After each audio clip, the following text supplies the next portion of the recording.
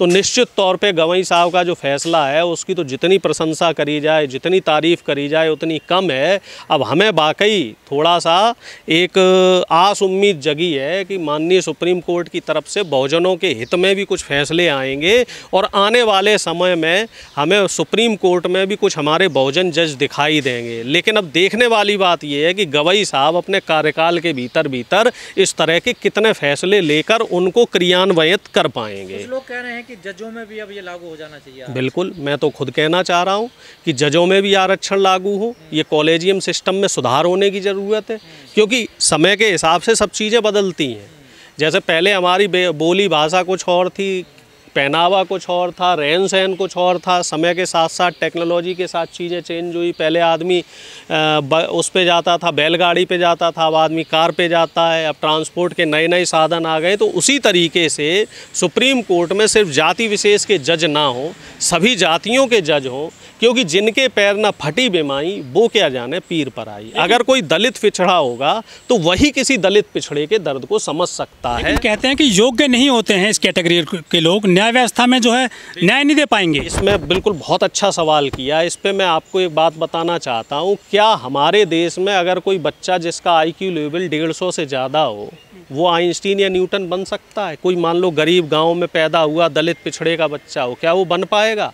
नहीं बन पाएगा। ज़्यादा से ज़्यादा वो टीचर बन पाएगा, क्योंकि हमारे यहाँ जाति और धर्म देख के बच्चे को मौके दिए जाते हैं।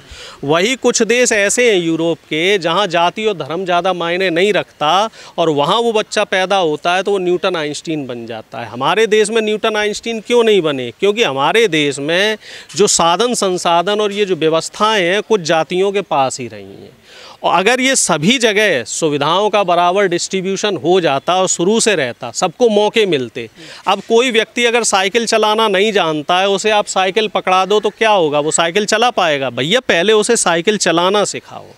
तो अगर दलित और पिछड़ों को आप आरक्षण देंगे, उन्हें बराबर मौके देंगे, तभी वो आगे बढ़ पाएंगे। आप किसी को मौके नहीं दोगे, किसी को आप क्रिकेट का बैट पकड़ा दो तो क्या वो चौके छक्के बैट पकड़ते ही मारने लगेगा? भैया पहले उसे प्रॉपर ट्रेनिंग दो। ठीक उसी तरीके से दलित और पिछड़ों को आपको बराबर मौके देने पड़ेंगे। पर टैग लग जाता ना, आरक्षण वाले हैं आप लोग तो बिल्कुल बेकार हैं, कुछ नहीं आता। भैया उन पे भी तो टैग लगा हुआ है कि वो प्रिविलेज लोग हैं, उन्हें विशेष सुविधाएं मिली हुई हैं।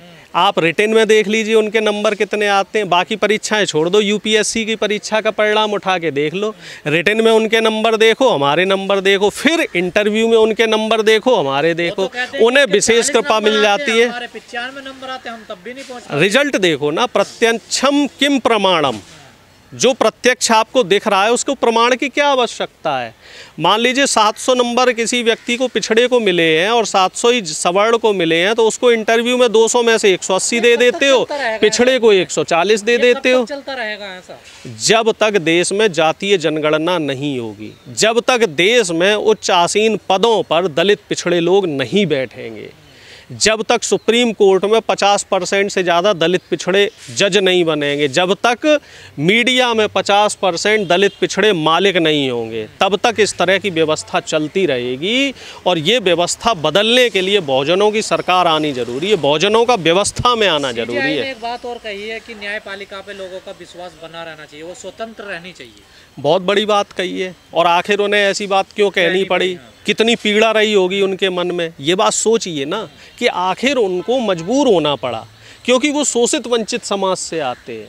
उनकी पीड़ा आप समझिए कि आखिर उन्होंने क्यों कहा। और इतनी बड़ी जो ब्राह्मणवादी मनवादी व्यवस्था है, उस व्यवस्था में भी इस बात को कहा और मालूम है उनको कि इसके बाद उनका कैसे विरोध होगा, किस तरीके से उनके खिलाफ षड्यंत्र रचाए जाएंगे, फिर भी उन्होंने इतनी बड़ी बात कही। तो हमारे जो बाकी बहुजन जो जज हैं, जो नीचे कोर्ट पर हैं, तो उन लोगों को आपस में लामबंदी करके एक बड़ा आंदोलन करना पड़ेगा। अपनी लड़ाई उनको खुद लड़नी पड़ेगी। हमारे जो बहुजन सोशल एक्टिविस्ट हैं उनको भी न्यायपालिका से सवाल करना पड़ेगा, क्योंकि न्यायपालिका एक ऐसा महकमा है जहां पे सिर्फ एक जाति विशेष की मोनोपोली है। हालांकि इस बात को मुझे कहने में कोई गुरेज नहीं है कि सिर्फ ब्राह्मण ही सुप्रीम कोर्ट में जज क्यों बनते हैं, ज़्यादातर जो संख्या है वो उन्हीं की क्यों है। हाई कोर्ट और सुप्रीम कोर्ट में अपर कास्ट के लोग ज़्यादातर जज रहे हैं, कई घराने ऐसे हैं वो जज बनते रहे हैं। तो क्या यही वजह है कि लाखों करोड़ों केस पड़े हैं, पेंडिंग पड़े हैं, लाखों लोग जेल में पड़े हैं, करोड़ों लोग जेल में पड़े हैं, उनको न्याय नहीं मिल पाया है? देखिए, आज की तारीख में देखा जाए तो 10 करोड़ से ज़्यादा केस पेंडिंग है। 10 करोड़ से ज़्यादा क्यों पेंडिंग है? क्योंकि पर्याप्त संख्या में, पहली बात तो जज नहीं है, पर्याप्त संख्या में हमारे पास न्यायालय नहीं है, और दूसरी बात कि योग्य जज नहीं है। योग्य जज क्यों नहीं है? क्योंकि जो ये सिस्टम बना हुआ है कि जज का बेटा ही जज बनेगा, इस सिस्टम पे इसमें सुधार करने की ज़रूरत है। इसमें दलित पिछड़ों की जितनी ज़्यादा भागीदारी होगी, प्रतिभावान व्यक्तियों की जितनी ज़्यादा भागीदारी होगी, तभी ये जो सिस्टम है वो सुधर पाएगा। नहीं तो न्यायपालिका में आदमी ऐसे ही चक्कर काटता रहेगा, पिता का केस पुत्र लड़ेगा, पुत्र का केस उसका पुत्र लड़ेगा, और सालों केस चलते रहेंगे। आए दिन आप अखबार में खबरें देखते हो कि 40 साल पुराने केस में फैसला हुआ है कि जो अपराधी है वो निर्दोष निकला। क्यों? क्योंकि हमारे यहाँ समय से एक गरीब व्यक्ति को, एक पिछड़े व्यक्ति को, एक शोषित वंचित व्यक्ति को न्याय नहीं मिल पाता है। जज जाति और धर्म देख के न्याय देते हैं। जैसा आपने स्टार्टिंग में कहा कि ये लागू होगा नहीं होगा, कई बार राष्ट्रपति जो हैं उन्होंने भी कहा कि आदिवासी, ओबीसी तमाम लोग ऐसे जेल में जिनको पता ही नहीं है क्या हुआ, उन पर ध्यान, पर उन पर काम तो होता नहीं है। ये लोग बोल तो देते हैं हमारे लोग। वही तो मैं कह रहा हूँ कि असली बात तो ये है कि आपने नियम बना दिया, अब नियम को लागू करवाना है। मंडल आयोग की जो सिफारिशें हैं वो 1991 में बीपी सिंह ने लागू करी थी, लेकिन वो सुप्रीम कोर्ट में केस फंस गया। फिर वो कब लागू हो पाया? फिर उसके बाद हायर एजुकेशन जो उच्च शिक्षा है उसमें कब लागू हो पाया? 15 साल लग गए। तो अब सोचो, जो सुप्रीम कोर्ट जैसी व्यवस्था जहाँ पे मनवादी ताकतों का कब्जा है, जब ये नियम उन्होंने बनाया है तो लागू होने में कितना समय लगेगा? क्या दोबारा मुख्य न्यायाधीश कोई दलित पिछड़ा बनेगा, और कब बनेगा, और कितने समय के लिए बनेगा? तो ये भी अपने आप में एक बहुत बड़ा प्रश्न है। लेकिन संविधान पे अगर हम लोग संविधान की नियमावली पे अड़े रहें, दलित पिछड़े एकजुट रहें, जागृत रहें, तो निश्चित तौर पे जो ये न्यायपालिका है यहाँ भी हमें आने वाले समय में बहुत बड़े सुधार देखने को मिलेंगे। 64 साल बाद बताया जा रहा है कि ऐसा फैसला। देखिए, फैसला स्वागत योग्य है, और अभी सिर्फ कर्मचारियों पे किया गया है कि बाबू चपरासी जो लगेंगे उन पे 27% और जो SC ST वाला आरक्षण है 22% वो लागू हो। लेकिन देखने वाली बात ये है कि हमारे जो माननीय न्यायाधीश हैं, मुख्य न्यायाधीश, इनका कार्यकाल कितना बचा है। ठीक है, क्या वो भर्तियां हो पाएंगी, क्या वो नियुक्तियां हो पाएंगी? क्योंकि इसके बाद जो सुप्रीम कोर्ट के जज बनने वाले हैं, जो मुख्य जज बनने वाले हैं, बता रहे वो बहुत बड़े मनवादी हैं।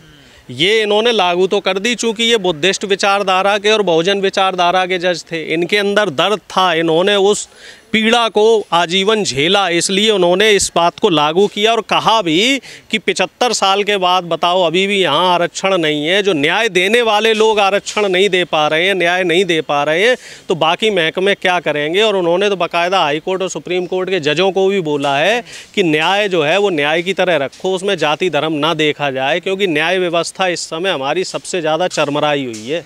जाति धर्म देख के न्याय दिया जा रहा है।